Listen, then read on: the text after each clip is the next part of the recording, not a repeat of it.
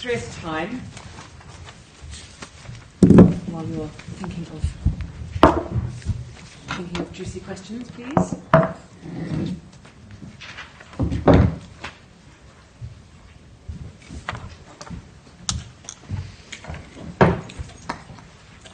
Everybody's reeling from Eric. And Joseph, please. Hi. My question is to Sophie. So you mentioned how the political moment in Brazil appeared in your research.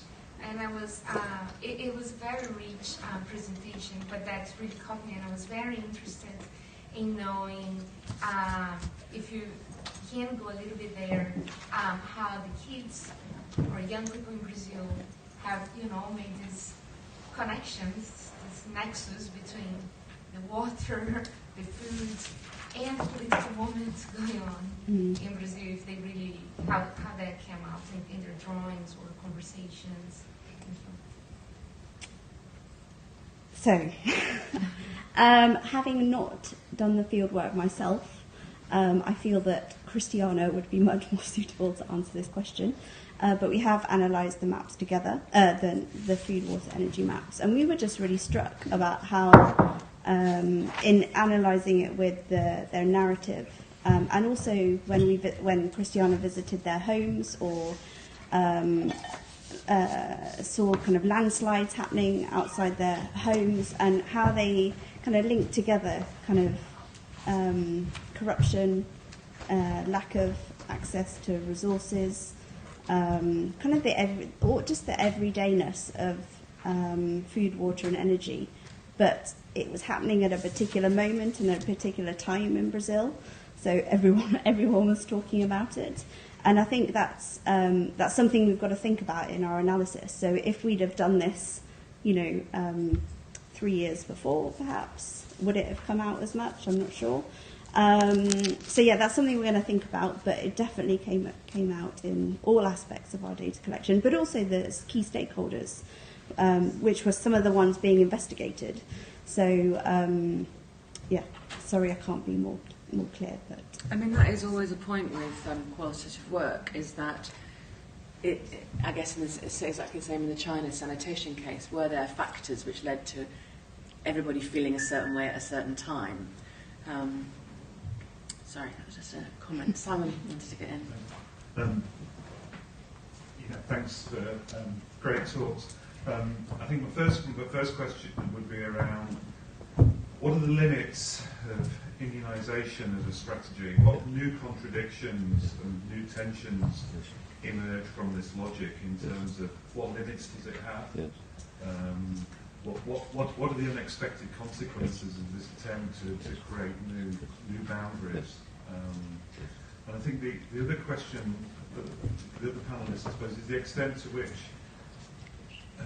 complex systems, nexus, and transitions, do they have transformative potential? Do they actually, or would you characterise these as more managerialist strategies in terms of how they interpret that interrelationship between environment and technology?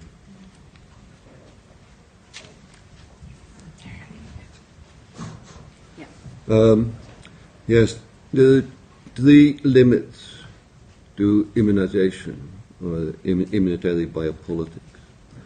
The first one is that, as I try to argue, that immunitary biopolitics, which is the production of the included, those who are resilient, sustainable and adaptive, simultaneously produces the excluded. And that, of course, opens up continuous tensions and conflict. We see a continuous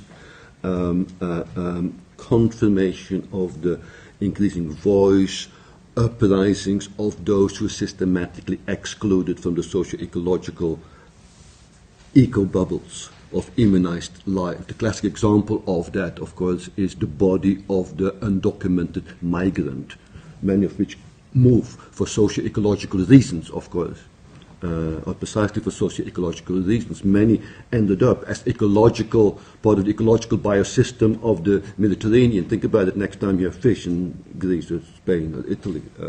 So that's one thing. It intensifies the process of mutual exclusion and the contradictions thereof. That's one. The second limit of it is that it does not work. And that is increasingly clear, that our deadlock is, despite the fact we know full well that the ecological parameters are running out of control, we act as if we do not know. We keep on searching for techno-managerial prophylactics. In the meantime, of course, the socio-ecological parameters are running out for everyone. And we all know that. Take, for example, just greenhouse gases. Despite 20 years of global consensus, greenhouse gases have kept on rising. And no one believes any longer that we can limit global temperature change to 1.5 degrees as the Paris Agreement stipulated. No one believes it. It's impossible. And we don't know what the consequences thereof are. So that's the second limit, that immunization turns into auto-immunization, a self-destructive process that includes all. The third limit, and this is for me the most promising, and I did not have time to talk about that, is that what is depoliticizing about most of those arguments is that we try to base our politics upon a particular contingent understanding of what nature is. Today it's contingent, adaptive, etc. That's going to change, as we know, in 20 or 30 or 50 years' time. Nonetheless, we try to base our politics on a contingent understanding of what nature is. And my argument, together with that of many others, is that a politics should never be based on a contested truth of nature.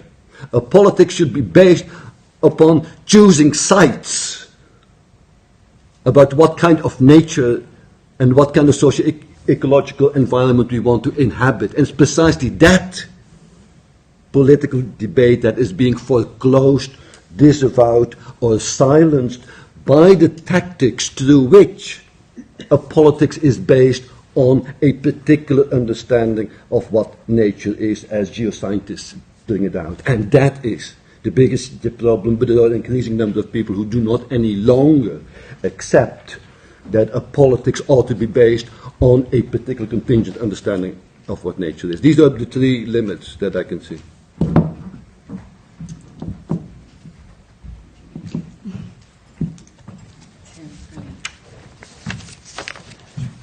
It's always a bit difficult to follow, of course. Is the notion of transition, does it have transformative potential? Some versions of it, yes. Most versions, probably not. And I think it's really important to appreciate that, because I think one of the reasons why Frank Gale's diagram that I put up is so popular is that it allows to be, it can be interpreted in many different ways.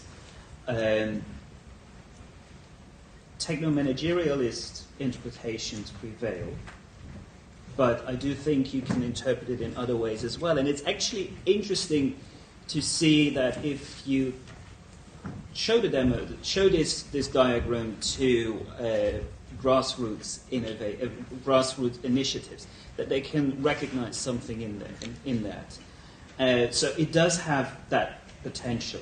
But the way it's been taken up in policy and the way it's been translated into something called transition management is very close to a techno-managerialist interpretation. Yeah, I had many conversations with Frank about this. He's a colleague of mine at the University of Manchester, and of course, thinking about socio-technical transformation is absolutely vital.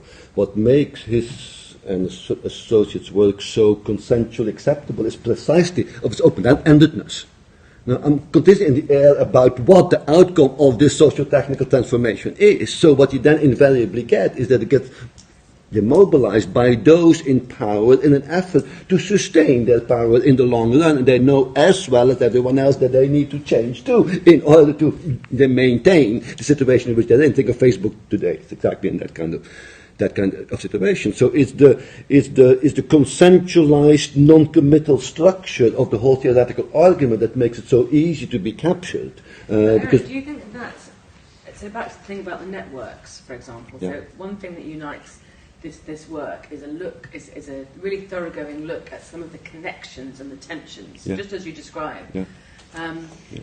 Now, I've used networks in my own work for a long time to try and illustrate these kinds of things, and I have been wondering lately whether networks don't resolve anything. They just kind of put it all up there and say it's complicated.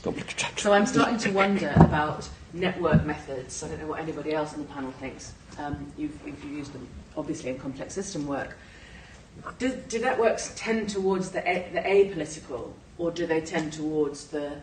Because my own feeling is that it can be very helpful to demonstrate a complex terrain. But I do take the point that without any, in some ways they get beyond agency, the problem of agency, like who does what, has to act and change by just demonstrating the complex structure. What do you think?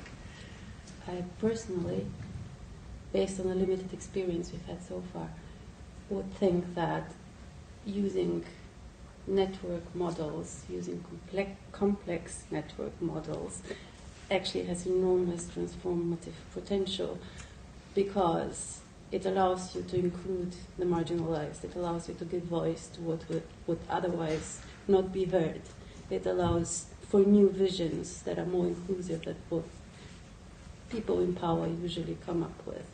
So I do think that politics does need that extended view of reality and that extended view of nature and what it includes.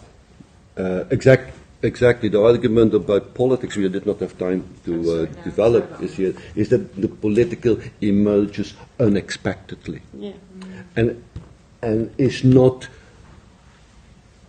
acted on the basis of a particular set of insights, of knowledges. It's because one has enough of the situation in which one finds themselves and which one fully understand. The classic examples of that are in the 17th century, the proletarian movement, the 20th century, the feminist movement. You don't have to be a specialist in feminist theory to be a feminist activist, because you know in your body what it is, and that is true for indigenous people fighting for their rights, etc. They don't need to know about indigenous theory and post-colonial theory, etc., to act politically. So the political is an act of appearance that operates outside, although in parallel with a set of knowledges that travel and organize the state of the situation. And that is precisely the critique that I'm trying to make to us, that we believe that our theories is vital to change the world in a certain way. I think we need to examine that. That's not an argument against theory and understanding, but the assumption that substantive critical theory, whether it's Marxist, feminist, post-colonial, or whatever else, is the necessary basis for political agency and its unfolding, needs urgent attention, because not a shred of evidence, as far as I can tell, of that connection that we've assumed for way too long. And in doing so, in assuming that connection, we have actually ignored, silenced, have the gigantic gap in our thinking about what the political is and how the political can function or does function or might function in processes of socio-technical, ecological and other forms of change. No one dares to tackle that. On that bombshell, we must go to coffee. I was being harassed before. Eric is highly malleable, resilient, and will change his mind when approached with coffee. I'm sure. I will. I'm sure you can convince him of the counter case. I'm so sorry about the shortening of the session, because this is kind of where my head is quite a lot of the time, and I thank you all for your contributions. They were absolutely brilliant. I will return to them in my head over time. Thank you.